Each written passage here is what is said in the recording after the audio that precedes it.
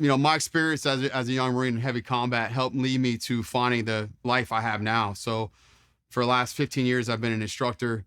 It started out, I was a civilian instructor teaching combat skills because that was my therapy for myself. I was able to teach folks to go to combat. That was my own therapy. And I did that for the military. And then in 2017, I started my company called Threat Response. And we also have a DBA, so doing business as Lead Tactics. And we do training all around the country. I have multiple instructors on my team. And we get to go out and mostly work with schools because our schools, most states require our kids to train these active violent drills and prepare for these violent situations. But they're not learning these things the best way. They're learning them in a very one-way option of hiding.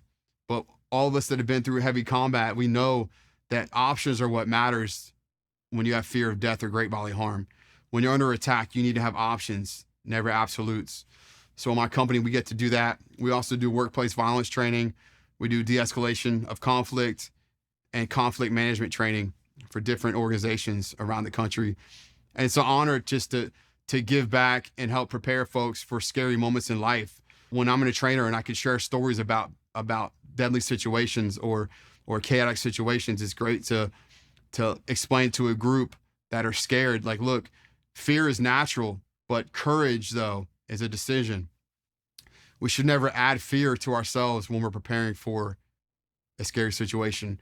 We should learn how to respect those fears, be better prepared to respond in that specific situation. So again, my company, Threat Response, we are growing, and it's just great to be able to give back to our nation in a different way. So you can find us, our website is threatresponsetraining.com. We have Threat Response on LinkedIn. We have my other companies called Lead Tactics on Instagram and Lead Tactics on Facebook. But we do a lot of community events. We do defensive tactics training, so shooting firearms and combatives. And then we also do community events around for reunions.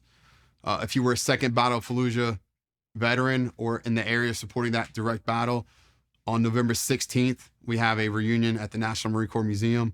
We'll have a registration coming out soon for that. Just an honor to keep the legacy going and bring everyone together, because that's how we grow, that's how we thrive, is together.